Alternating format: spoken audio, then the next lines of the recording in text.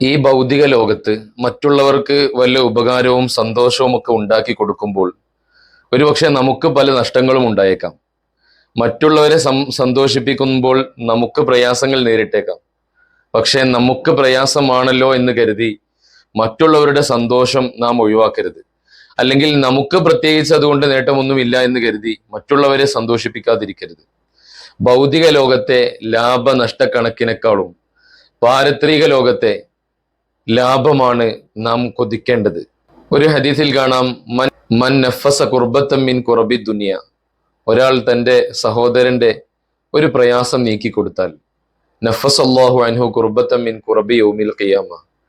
നാളെ ഖിയാമത്ത് നാളിൽ പാരത്രിക ജീവിതത്തിൽ ഇവനുണ്ടാകുന്ന പ്രയാസങ്ങൾ അള്ളാഹു നീക്കി കൊടുക്കുന്നതാണ്.